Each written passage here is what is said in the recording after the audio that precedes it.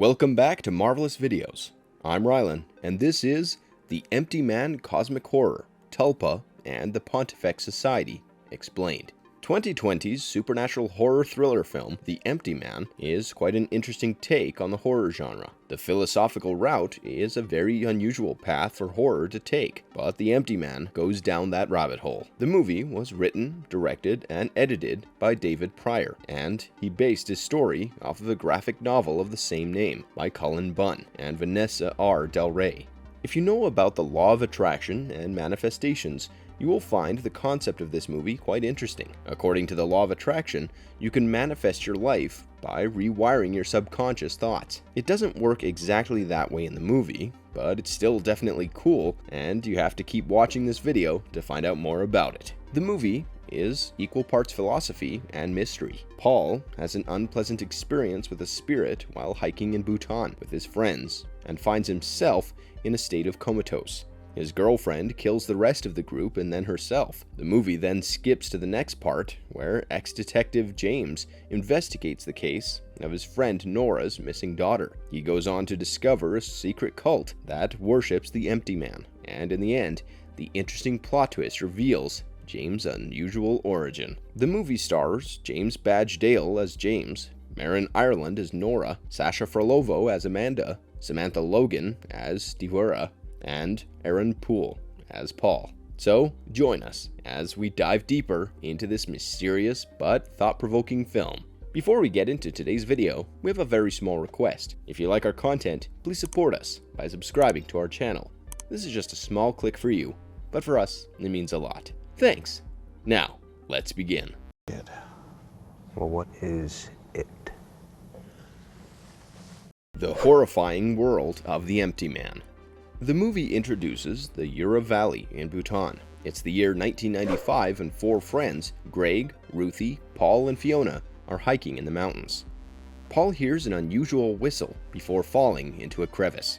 When Greg finds him, we see that Paul appears to be frightened. He is shaking and crying while staring at a big inhuman skeleton which was embedded into the wall of the cave. He drags Paul out of the cave to the others, and they carry him to an empty house for refuge as there is a snowstorm approaching. The next day, a strange figure chases Ruthie. It is the spirit of the creature from the cave where Paul had fallen into. That night, Paul whispers something into Ruthie's ear, and the next day, he goes missing. The group ends up finding him in the snow near a bridge, but things get even wilder from here as Ruthie appears dazed. She stabs Greg and slits Fiona's throat before throwing their bodies over the cliff, and then herself as well. Best hike ever, right? The scene then cuts to 2018, to a former detective, James Lazombra, grieving the death of his son Henry, as well as his wife Allison, as it was their 1-year death anniversary. He then meets up with Amanda, the daughter of his friend Nora.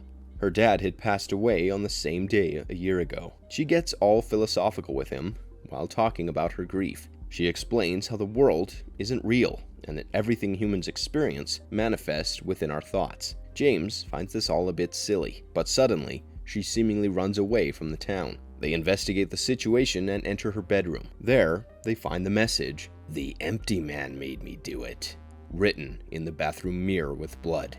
The police soon get involved, and James finds a leaflet from the Pontifex Institute in her bedroom. The word Tulpa was written on its backside. He then uses his detective skills to track down Devora, Amanda's friend from school. She sees the figure of a man for a split second. Soon, she tells him that a couple of nights ago, Devora, Amanda, and their friends, Lisa, Brandon, Mayer, Julianne, and Duncan, tried to summon the Empty Man, a local legend, at a bridge after Amanda had encouraged them to do so. She told them that if anyone found an empty bottle on an empty bridge and blew into it, they would see the Empty Man. They had completed the ritual, and at the mall, Devora saw Amanda whisper something into Brandon's ear. This takes us back to Bhutan, where Paul had done the same with Ruthie. He tries to track down the rest of Amanda's friends, but fails to do so because they had all gone missing. He goes to the bridge to investigate and blows into an empty bottle. Nothing happens at first, but soon he hears sounds coming from a manhole. He ventures below and finds the hanging bodies of all the kids, all except for Amanda, and he finds the same message, "The Empty Man made me do it." The police soon retrieve their bodies, and that night, the spirit of the creature from the cave attacks Devora. It possesses her and kills her with a pair of scissors, making it look like a suicide. Once again, we find the same message. The empty man made me do it. James researches the Pontifex Institute, as well as Tulpas, and find out some pretty disturbing stuff. It was a cult from places like Bhutan, where people believed that they could meditate and manifest a human, who was called a Tulpa, and it was a lot stronger than a regular human. James begins to have nightmares, and feels like there was someone in his apartment, but after investigation finds nothing. He goes to the Pontifex Institute the very next day, and meets the cult leader, Arthur Parsons. He is quite alarmed when Parsons refers to the Empty Man as an entity to give their followers what they want if they do his bidding. He tries to find Amanda, and some stranger gives him the intel regarding a top-secret VIP location where the most devout followers would go. He soon finds a cabin, following the location with the cult members, and gets his hands on files on Amanda, her friends, Paul from the Bhutan hike, and also himself. He finds videos where weird experiments are being conducted. At night, he sees the cult performing a ritual around a fire. However, they spot him sneaking around and try to pursue him, but he manages to escape. James tells the police about his ordeal, but he has no evidence to support his claims. He also thinks that Amanda is in the cult and takes Nora to a hotel to hide out for the time being. Turns out, Nora and James were having an affair during the time both of their spouses had died. James' hallucinations become increasingly intense. He gets worried and ambushes a guy from the cult, asking him about it.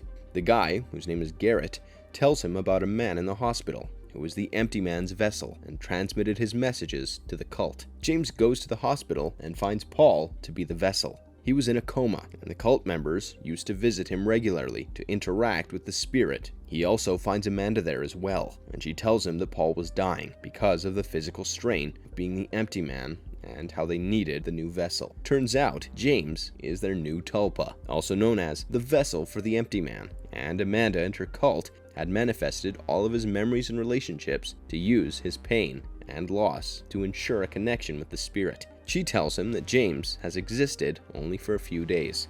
James finds himself in disbelief and calls up Nora, but she doesn't recognize him. He has a massive breakdown as he thinks about his family's death and his affair with Nora. He then finds himself in a dimension where the spirit appears and soon takes over his body. In the hospital, James kills Paul and leaves the room. Several members of the hospital staff surround James and bow down to him, while the screen cuts to black. Even though the critics didn't quite enjoy the movie, The Empty Man did go on to become a cult classic. The box office collections were quite disappointing as well, but if you're looking to add a dash of philosophy to your horror collection, or also enjoy the law of attraction and similar concepts, add this movie to your wish list. The biggest reason why critics and studios have shown skepticism towards the film is because of its philosophical side. Ironically, the reason why it ended up reaching cult classic status, despite being a fairly fresh movie, is also because of its philosophical side. Unusual concepts often tend to attract a niche audience, and The Empty Man does exactly that. Sometimes you don't need to break into the mainstream to make an impact. As an example, think about those musicians who are not in the mainstream and yet have an extremely dedicated fan base. The Empty Man has been able to conjure something quite similar for itself. One would think, how does a bunch of mystery elements with reference to detective work tie up to manifestations and other philosophical spiritual concepts? But it does. The plot twist at the end of the movie is quite unique and works as a great plot point to tie up all those loose ends, which feel disconnected at first. However, despite all the offbeat, exciting things about this movie, it does have a surprisingly daunting runtime that crosses the 2-hour mark. This is quite unusual for an American horror film, but, well, everything about The Empty Man is unusual.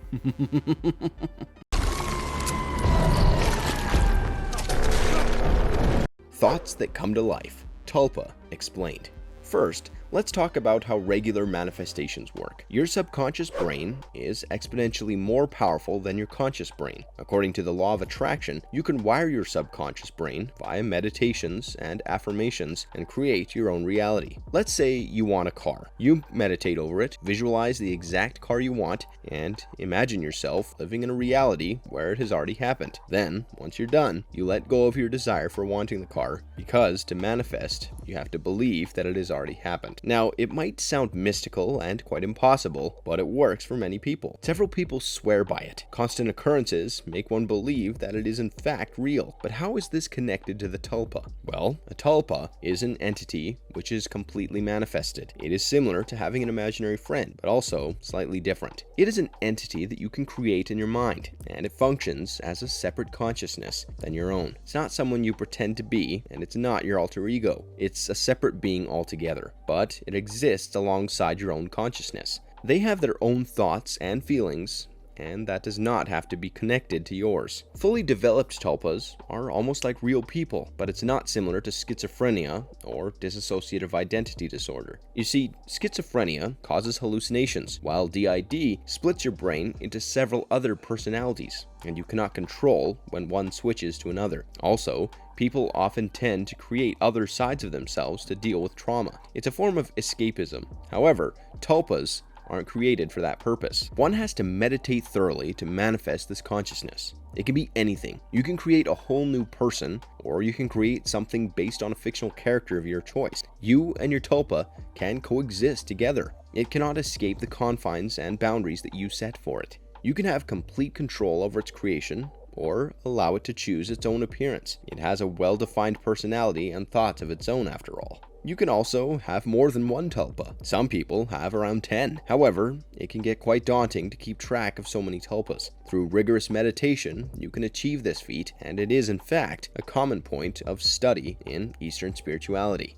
In certain situations, tulpas can take over the consciousness of its host, if the host meditates enough and allows its tulpa to do so. Other than that, some interact with them in a form of hallucination, while others create mindscapes, similar to simulations, where they get to interact with them personally. Lucid dreaming and hypnagogic are great ways to do that, but this still doesn't connect to the law of attraction, well, at least not yet. And that's why it is essential to dive into the movie The Empty Man to understand how the two concepts can work together. In the movie, Amanda and her friends meditate to create a tulpa. The members of the cult who follow the Empty Man needed a new vessel for the spirit to communicate to them, as the one they had, Paul, could not sustain its powers. In the movie, Amanda tells James during the earlier scenes that nothing is real, and everything can be manifested with your thoughts alone. According to the law of attraction, your life is what you have manifested with your thoughts. When you think about it, people who are inherently more positive tend to have better lives than those who are negative. It's not like the happier people in life have lives similar to those who have undergone much worse circumstances, and they don't. But that's the point. Amanda and the rest of the cult members have manifested James' existence because they needed a stronger body to act as a proper vessel for the Empty Man, and they manifested the proper vessel. All of James's memories and life experiences were not real, and in fact, situations had been manifested for him in his mind. In fact, he was only 3 days old. This is why, when he contacts Nora, after finding out about his origin, she is unable to recognize him. Thought plus concentration plus time equals flesh. This is an equation that the members of the cult followed during their meditations and manifestations. Here, the tulpa is not a separate entity within a person, and rather, it is another human being with flesh and bones altogether. As you can manifest anything for the tulpa, it is the ideal way for the cult members to create a human body strong enough to sustain the Empty Man's spirit. And the strength here is not physical, but rather emotional state of someone who has gone through substantial loss and grief. The movie opens with James lamenting the death of his wife and son. He also feels guilty for it, due to which the phrase, "Where are you?" haunts him. He was with Nora, the woman he had an affair with. James believed that if he wasn't with Nora at that time, his family would have survived. The emotional pain makes him strong enough to be the perfect vessel. But once again, these life experiences aren't real. The Empty Man may denote this concept of a tulpa as per its name, because the man that has been manifested is not a man at all. His memories are fake. His connections are also fake. His entire life in his head is fake. There is nothing but an empty vessel for the spirit to take over.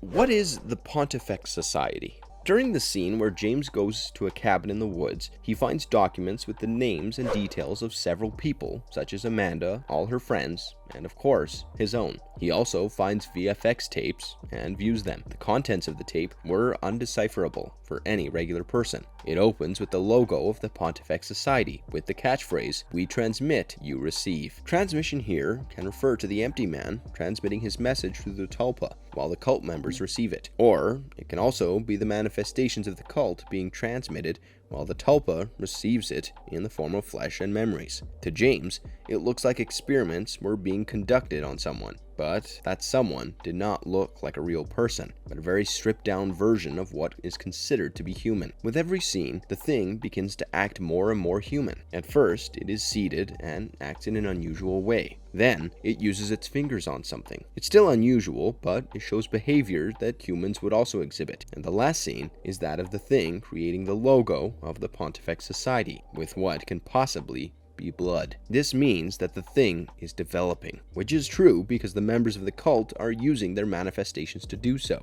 As we have already established, the movie is heavily philosophical, and no, it's not just undertones. Throughout the course of the movie, David Pryor makes it very apparent that this is the direction that he intends to take. He designed the film to make the audience question themselves, their beliefs, their whole reality. Are you a real person, or are you a concept? Do you truly exist, or are you a social construct? If you think about it, everything around us is a social construct. We feel what we feel because we've been conditioned to do so. We believe what we believe because, again, we had been conditioned to believe that. Here's an example. Western music follows the pattern of 12-tone equal temperament, also known as 12-TET. This denotes that to create a melody, you have to play within 12 notes. This has become so normal in society that anything beyond 12-TET seems like there's no melody, but that's not true. The pitch at which people speak can be translated into music, and for the longest time, instruments weren't tuned to be able to produce those not-so-melodic sounds, and the human voice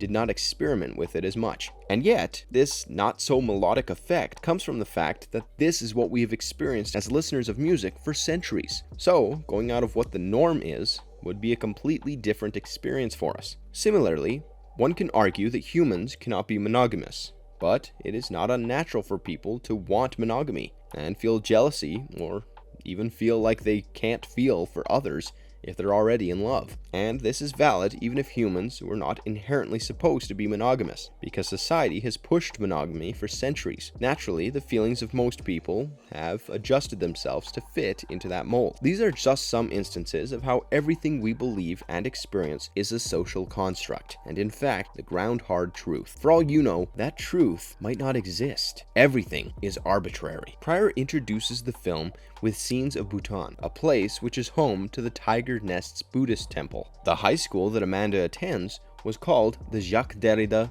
High School, which pays homage to the Algerian-born French philosopher. He was renowned for his concept of deconstruction, which was a form of semiotic analysis. Example, looking beyond the surface of the message to find corresponding effects depending on visual, verbal, auditory, and other signs. Derrida was influenced by Ferdinand de Saussure, a philosopher who believed that words had meanings only within their repeated context. This means that the inherent meaning of a word is how it is used repeatedly, and its meaning can change over time. Slurs that were once considered extremely offensive are now a part of our daily vocabulary, and most of the time, it's not used to insult people, but just as an exclamatory effect. This shows how repetition can change and enforce the meaning of certain words. The speaker at the Pontifex Society, Arthur Parsons, seems to reinstate this, as he constantly asserts that repetition is the death of meaning. A very real example of this would be the usage of the word love. If you use it for everyone and everything, its gravity decreases until it becomes simple gibberish in your vocabulary. Parsons also refers to Friedrich Nietzsche, also known as the philosopher who is every existentialist's inspiration. He questions James with the line, "If you gaze long enough into the abyss will gaze back into you." According to the philosophy of Pontifex Society, the abyss isn't what's pivotal to the situation, but the act of calling for someone to look back and conjuring the abyss in the process is what is the real MVP of this philosophy. According to Nietzsche, people embrace their own thoughts conjured from self-reflection and denounce external influences such as religion. He was known for his nihilism, which he had conjured following the deaths of friends and family members in his formative years. The Pontifex Society and its members followed his teachings, as Amanda echoed Parsons' words about the abyss later in the hospital. The abyss can also refer to emptiness, and the entire movie deals with the empty man. Society believes life beyond the empty man is meaningless and absolute chaos. The reference to Bhutan also brings us to the Buddhists and their philosophy of being passive nihilists due to their belief of existence being a salve for suffering. Even though Nietzsche denounces religious concepts such as Christianity, Adam and Eve were sent to the earth from the Garden of Eden as punishment for their sins, which denote that the earth is a place for suffering. However, the Pontifex Society does stray from this a bit in the sense that the cult members find meaning via the empty man.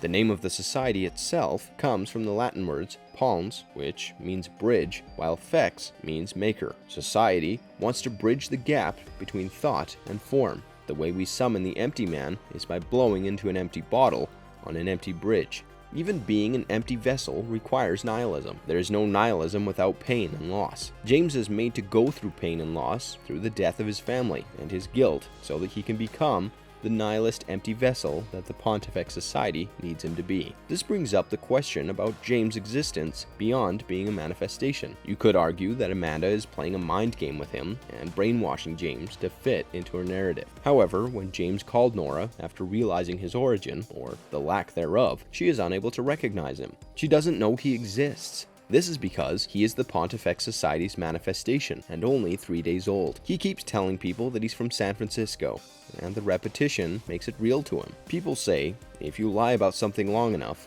it becomes the truth. This also ties itself to the concept, fake it till you make it. He does not exist because the Pontifex Society had all its receipts regarding his life, because they were creating him. In the scene where he used an old birthday gift card to pay for his lunch, even though it wasn't his birthday, is the biggest giveaway because it was his birthday. He had existed for 3 days as a Tulpa, and the first few scenes were his first day on Earth. When he becomes the empty man after killing Paul, he gives up his free will. If you look at the scene closely, James takes the shot where the angle is what can be his third eye. The blood splatter that is formed following the shot is the same as the artwork created by the Thing in the VFX tape of the Pontifex Society. This brings us back to Parsons talking about the Abyss. James is the Abyss, who was created by the cult to use as a vessel because they looked for meaning in their life by following the empty man. Will there be an Empty Man 2? The movie fared pretty poorly at the box office, despite it gaining an appeal in the realm of cult classics. Making a movie that makes no dent in the box office is considered a financial loss. So, a sequel does not seem like something a production company would want to risk. Pryor did pitch the idea for a sequel while The Empty Man was in production, but he only had an opening sequence of 20 to 30 minutes that took place in the Arabian Peninsula. There was, of course, a cave, symbolic of maybe the abyss or an empty vessel, and the era was 500 AD. However, there was no concrete plan for the plot. If there does happen to be a sequel, it will definitely be likely to be a philosophical in nature. It is highly likely that they will go deeper into the history of the Pontifex Society and their experience with Tulpas. It might also dive deeper into the consciousness theory of the Tulpas, the one where it has a separate consciousness within one person. There might not be any cat versus mouse chase, as seen in other horrors and thrillers, unless Pryor decides to reuse mystery as a concept where someone finds out about the Pontifex Society. If you enjoyed today's video, don't forget to send a like and subscribe to our channel if you haven't already. Have a good one, be safe, and thanks for watching. Yeah, no.